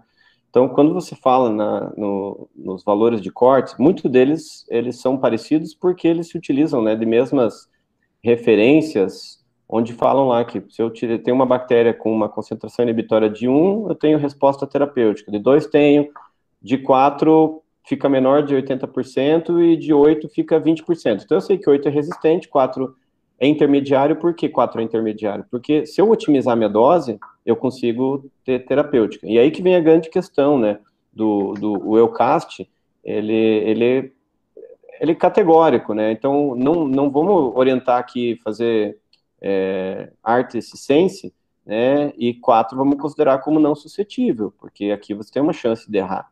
Né? Agora, se, né, você gosta de arte-ciência, talvez seja interessante esse 4 intermediário, mas para mim não faz diferença nenhuma, porque eu não olho nem se é S ou R, né, eu olho a MIC, né, então, claro que na rotina ali, na correria, tipo, é sensível, beleza, vou dar aquele antibiótico, mas eu sempre olho a MIC e falo, poxa, hoje mesmo, estava um paciente com uma criança, 11 meses, estava com, nem me lembro qual que era o sítio, mas era uma bactéria, uma pseudomonas, sensível a ceftazidima, cefepima, aminoglicosídeo e quinolona, e era resistente a mero. Provavelmente uma bomba de fluxo ou perda de purina. Aí, ela estava com ceftazidima, e eu falei, olha, ceftazidima, a MIC é 4. Eu usaria um aminoglicosídeo ou uma quinolona para essa criança. Daí, mas ela estava com quinolona, e aí a gente trocou para ceftazidima, ela melhorou. Eu falei, então se ela melhorou, vamos fazer o seguinte, 4, vamos aumentar o tempo de infusão. E aí eu falo para você, esse 80% de chance de acerto vai para 100%. Então vamos fazer 100%, vamos manter a ceftazidima. Tá? Mas eu poderia ter pego um antibiótico como uma quinolona, um aminoglicosídeo, mas ele falou, ela melhorou. E aí também pode ser uma questão de tempo, né? As pessoas pegam infecção e melhoram errando antibiótico, sem tomar antibiótico, né? Então existe um percentual de melhora sem estar com antibiótico mesmo incorreto ou na subdose. Mas eu falei, vamos acertar. Então esse seria um caso onde ali o intermediário, a gente, talvez o médico falasse, não, vou trocar o antibiótico porque ele é intermediário e tenho medo de errar. Não precisa ter medo de errar. Vamos aumentar a dose. E aí vem questões, né, Felipe? Era um bebê, maior volume de distribuição. Falei, a chance dessa criança errar é maior ainda do que num adulto. Então, essa criança, com certeza, vamos ou aumentar a dose ou aumentar o tempo de fusão. Então, faça em 4 horas, não em 30 minutos, que nem vocês estavam fazendo, tal. E é assim que a gente tem que trabalhar. Então, quando se fala em BRK, CLSI, valores de corte, o que me preocupa, às vezes, são os extremos, assim. Então, um coloca aqui menor que 1 é sensível e maior que 1 é resistente, e o outro só maior que 8 que é resistente. Aí, o que eu faço? Eu nem sei qual que é o valor de corte, eu vou para trabalhos de farmacocinética que com aquela MIC me deram resposta terapêutica. Então, se você fala assim, qual que eu uso os dois. Vou dar o exemplo do acineto. Se você pega Acinetobacter, doxiciclina, no Eucast está escrito lá, resistente, intrínseco, não usar. O CLSI me dá os valores, inclusive pelo Kirby-Bauer. Tá? E aí, o que eu uso? Eu uso o CLSI e uso o Eucast no meu hospital, ou o BRCast, enfim. Mas tem que usar BRCast. Beleza, solta o BRCast e coloca uma nota lá, né? O Felipe Cast, né, tá lá para doxiciclina, entendeu? Então, só para ter cast no final. Então, aí libera a doxiciclina separada. Ou off-label, né? Manda no meu WhatsApp, tá tudo certo. E eu ponho a foto do WhatsApp no prontuário eletrônico, né?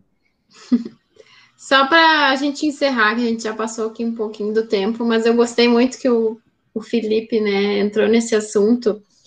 Pelo menos o impacto que eu tenho visto ali na nossa rotina, que a gente não tem MIC para tudo, né? A gente tem MIC para poli, para mero, para mica, mas para os demais a gente tem disco, né? Na sua grande maioria. A diferença mais importante ficou para as pseudomonas, né? Que agora os perfis de resistência pelo BRCast vem tudo intermediário, né? Exceto aí carbapenêmicos, polimixinas.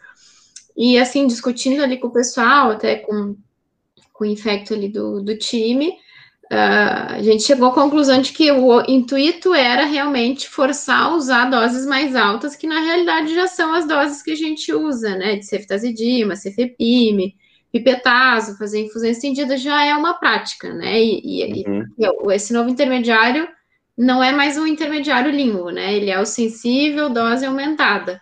Só que vocês não acham que vai ter, na realidade, um efeito contrário, assim, a gente, né, que consegue estar mais próximo, né, hospitais que têm um time de stewardship conseguem fazer essas intervenções, né, mas assim, para o clínico que vê aquele perfil, vocês não acham que vai acabar levando a usar mais carbapenêmico, né, se a gente realmente não tiver em cima, se a gente não fornecer essa informação dessa mudança, né, de uma forma bastante homogênea, porque eu já tive, assim, alguns casos até isso mais no início, claro, né, mas o pessoal queria testar polimixina, assim, porque estava intermediárias uns outros antibióticos, né. Eu não sei, vocês acharam prático essa mudança, necessária essa mudança? Um papo bem nosso, assim, porque claro que é embasado num estudo maior, né, o RCAST também tem um banco de dados, né, próprio, enfim, esse é o grande diferencial, né, do CLSI, ter esse, né, realmente usar pontos de corte mais reais, próximos da nossa realidade. Mas o que vocês acharem dessa mudança? Bom, eu não gostei, né, porque realmente acaba restringindo, e como você falou, se você não tem, você não interpreta pela MIC, você acaba excluindo um monte de possibilidades terapêuticas e como você mesmo comentou, né, forçando o uso de carbapenem. Se na minha instituição nós temos um perfil carbapenem, eu sou totalmente contra essa questão de abolir os outros antibióticos, jogando as MICs, né, lá para baixo, né, então tem que ter esse cuidado. Então a gente sempre faz essa interpretação, sabe, venham lá uma MIC resistente a ceftazidima, eu olho e falo, não, vamos trabalhar com farmacodinâmica, vamos otimizar a dose, vamos otimizar infusão, sai até mais caro, sabe, porque, por exemplo, ceftazidima, no nosso valor no hospital, é o mesmo preço de meropenem, e aí eu falo, eu vou pagar mais caro pela ceftazidima, eu vou botar em bomba, eu vou fazer infusão estendida, né, porque para mim vai ter benefício, aliás, não é nem para mim, né, para mim, desculpa, não tem problema nenhum, é para o outro paciente que vai estar do lado daquele ali, que aquele ali vai se colonizar e vai passar a bactéria multistente para o outro, né, então, esse é o primeiro mandamento, né, que eu jurei lá quando eu terminei a minha universidade, juramento de Hipócrates, primeiro ato, fazer o bem, ou não fazer o mal, né, então, não usar meropenem, né, então esse é o primeiro ato, né, não fazer o mal, não usar meropenem, né, depois sim, né, aliviar a dor e por último tratar o paciente, né, então, assim, eu faço uma crítica ao carbapenêmico, mas é uma forma de estimular as pessoas a segurar, né, não, é uma droga muito boa, eu confesso que, assim, entre os beta-lactâmicos, se meropenem não induzisse resistência, não tivesse esses eventos adversos, eu sempre usaria um carbapenêmico. Ah, tá gravando isso, né? Ixi. Mas é uma droga que cineticamente ela tem melhor atividade, porque é uma droga mais evoluída, né? Foi trabalhada para ser melhor, ela é superior em atividade, ela é mais confortável de uso, a otimização farmacocinética é melhor do que uma penicilina e uma ceftazidima, mas hoje nós pagamos o custo por essas vantagens que nós achávamos que nós estávamos tendo com ela, né? Então, realmente esse é o problema.